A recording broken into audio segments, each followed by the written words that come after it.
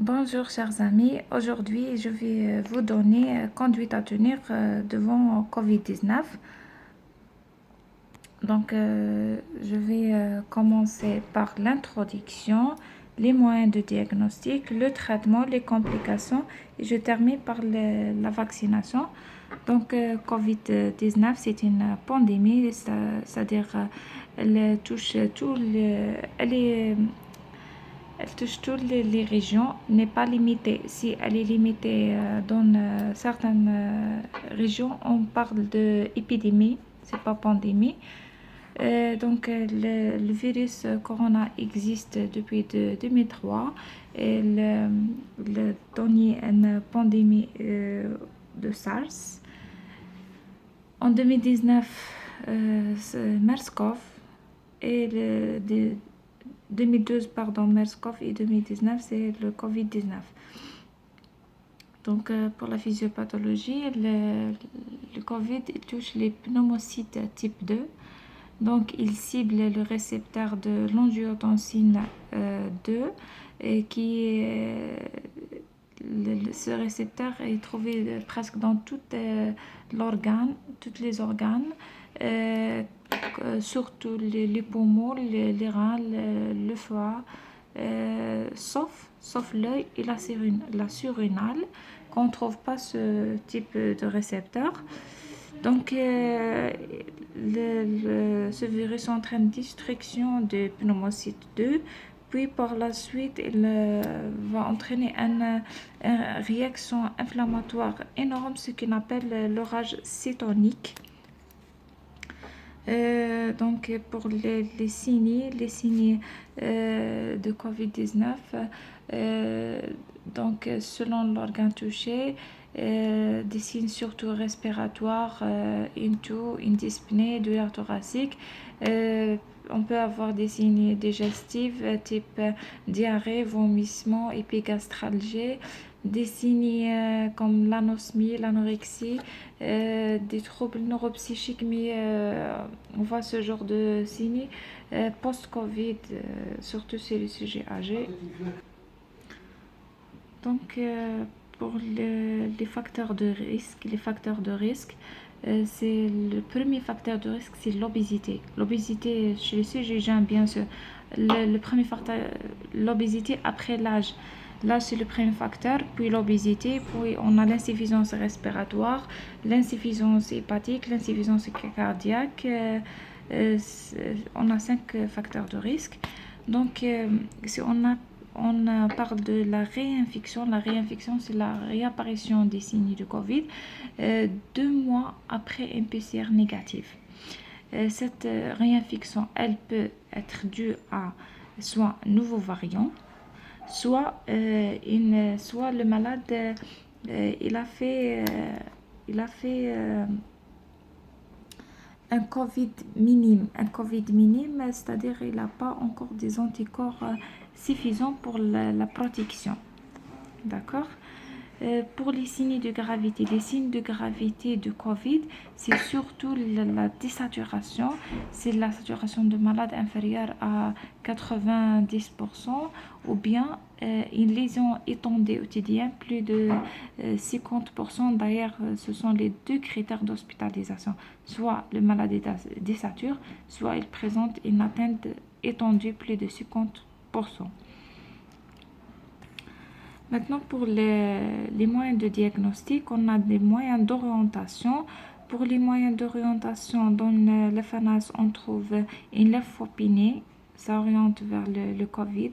Euh, on trouve aussi, comme j'ai déjà dit, il y a l'orage cétonique, donc on trouve les réactions inflammatoires CRP-VS élevées.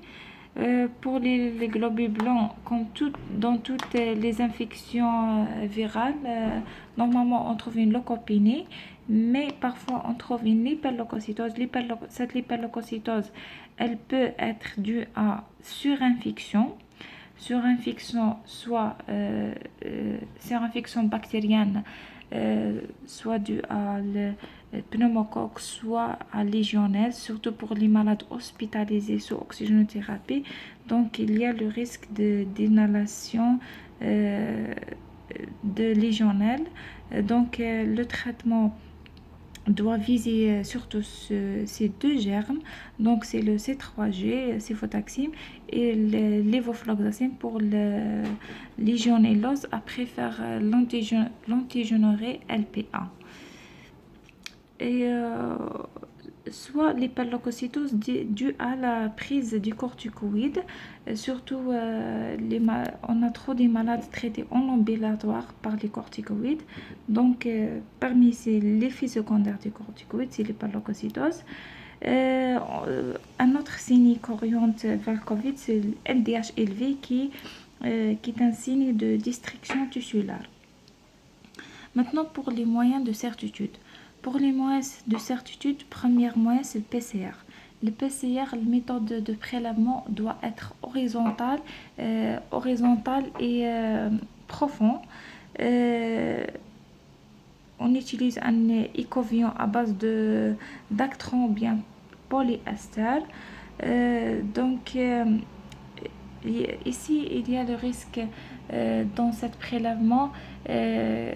Il y a certains qui disent qu'il y a un risque de méningite. On touche la lame criblée de lithymoïde.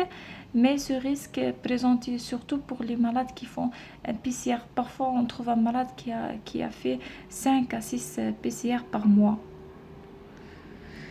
Donc, dans le PCR, ils vont nous donner le CT. Le CT, c'est le nombre de cycles d'amplification. Le nombre de cycles qui est réalisé afin de trouver le virus, qui désigne beaucoup plus la charge virale. Donc, c'est le CT faible, la charge virale élevée. Et on peut réaliser aussi le PCR multiplex. C'est quoi le PCR multiplex? C'est on utilise plusieurs amorces pour amplifier plusieurs antigènes. Mais ici, il y a le risque de réaction croisée. On peut trouver par exemple le Covid, on peut trouver le virus de la grippe, on trouve aussi le virus syncytial respiratoire, mais on ne sait pas qui est le responsable de la symptomatologie.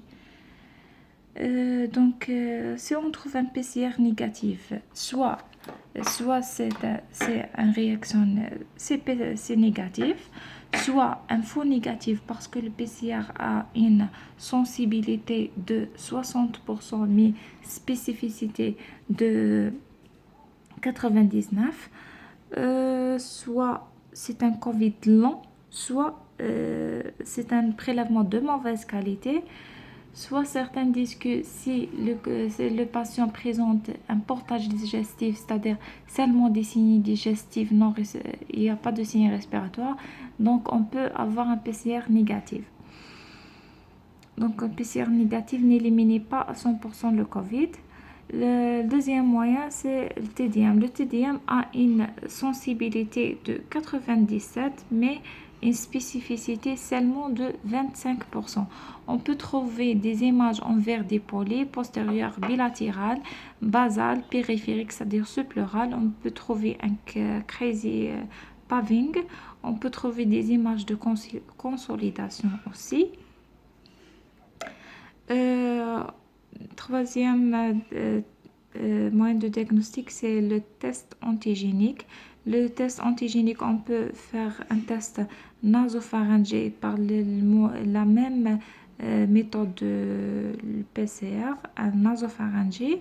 Il est plus fiable parce qu'on utilise on gratte les cellules. On peut utiliser aussi le test antigénique salivaire seulement, comme Celetrod. C'est un test rapide le malade lui-même peut faire ce test.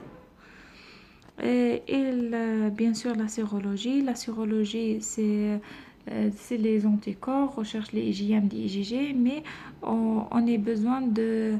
la sérologie est testée après 15 à 21 jours après le début de la symptomatologie. Maintenant, on passe directement à la prise en charge. Donc, la prise en charge, avant de commencer, il faut il faut voir si le malade pris autres médicaments suite à une maladie chronique ou bien il faut vérifier. Surtout pour des interactions avec l'azithromycine. Donc pour l'antibiotique utilisé dans Covid, c'est l'azithromycine. Il faut vérifier le QT parce que les effets secondaires de l'azithromycine, c'est allongement du QT. Il y a le risque d'interaction avec les antihistaminiques, colchicine ou bien l'ergotamine. Si on donne l'azithromycine avec ces médicaments, il y a le risque de torsade de pointe. Donc, mais il y a plusieurs médecins qui ont écarté l'azithromycine de la prise en charge. Ils disent que la prise en charge de Covid, c'est basé sur l'oxygénothérapie, les anti-inflammatoires et les anticoagulants. C'est tout. Donc l'azithromycine a une durée de vie prolongée. Donc si on donne une seule fois, il ne faut pas refaire à chaque fois l'azithromycine. Donc pour les corticoïdes,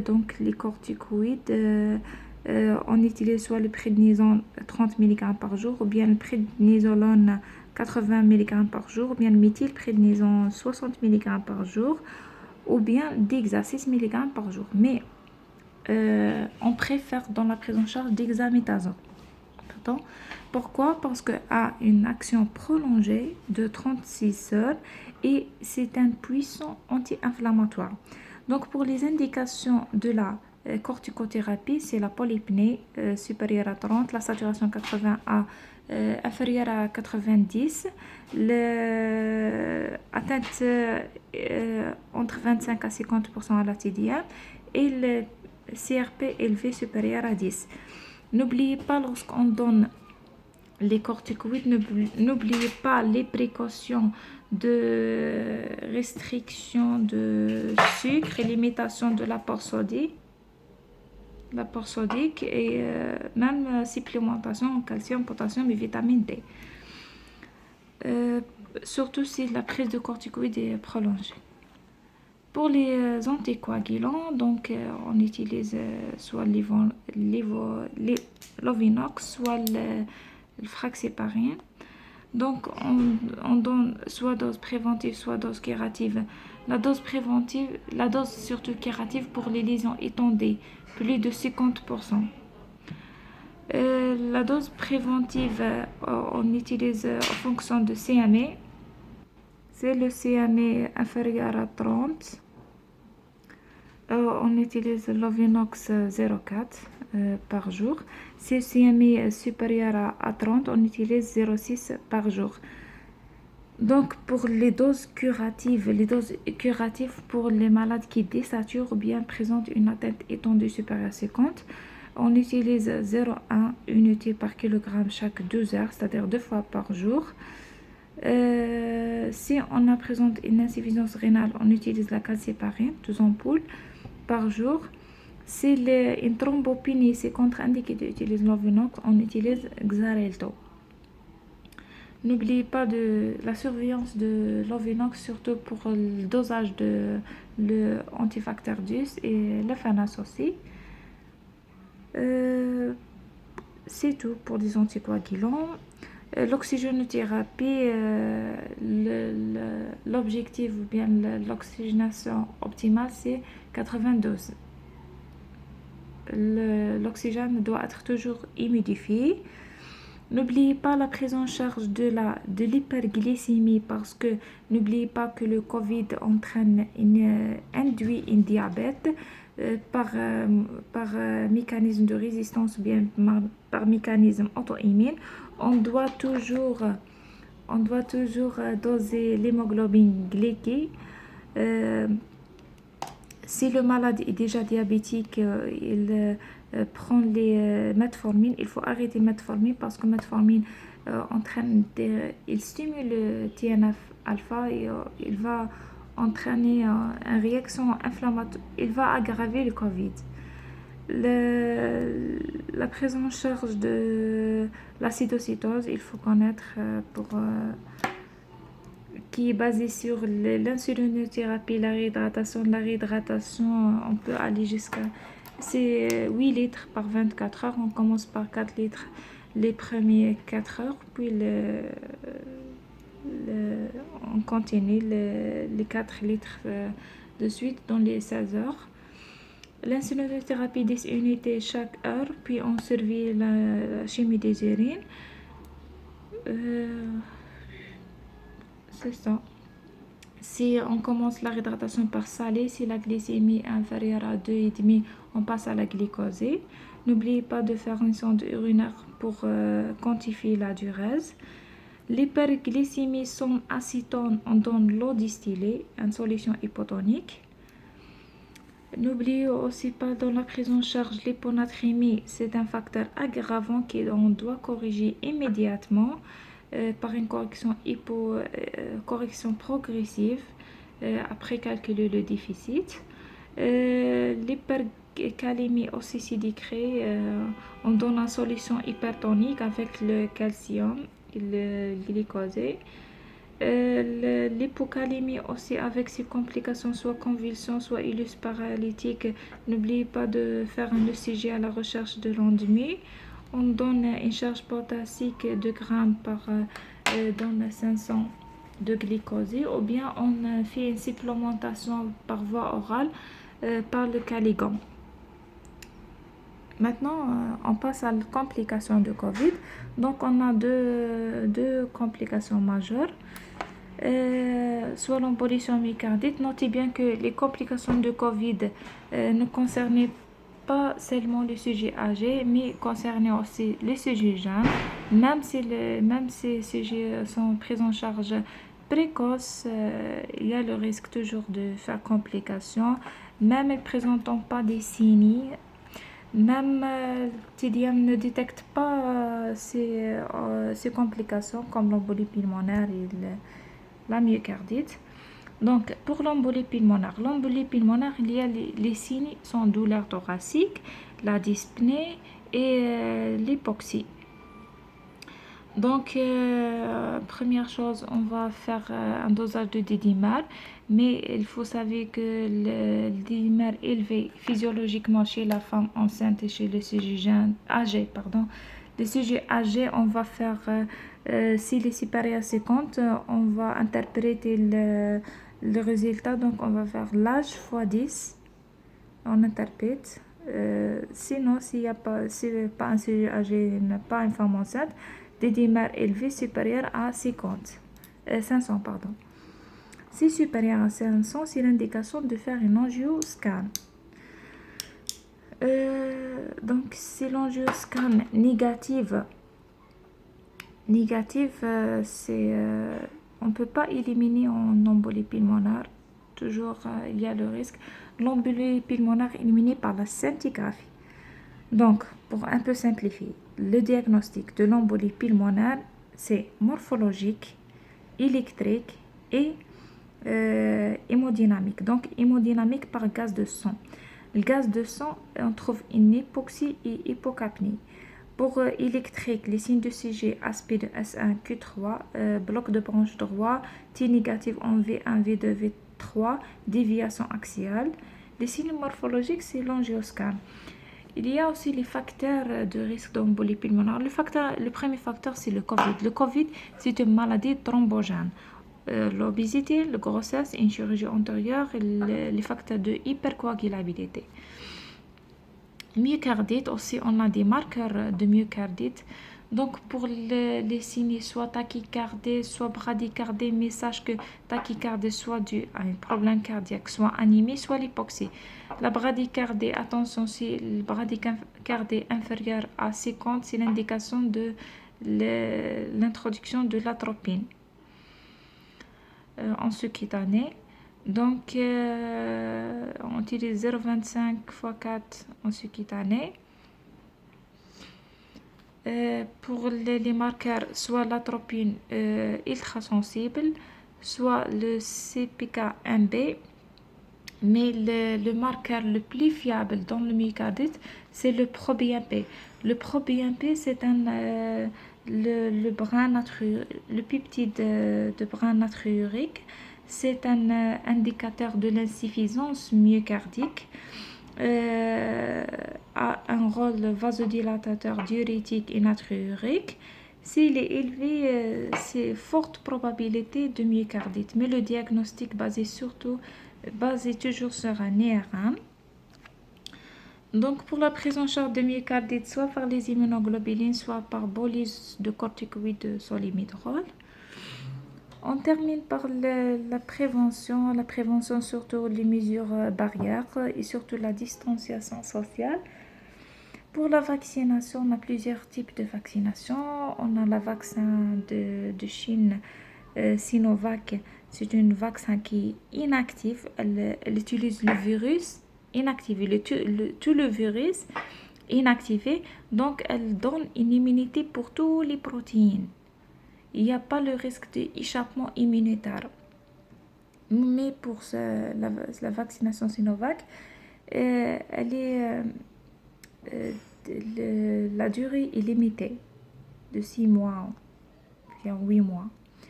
Pour les vaccins de ARN qui donnent une protection surtout pour le ARN ou bien les vaccins de adénovirus, c'est donner beaucoup plus de protection contre le protéine spike.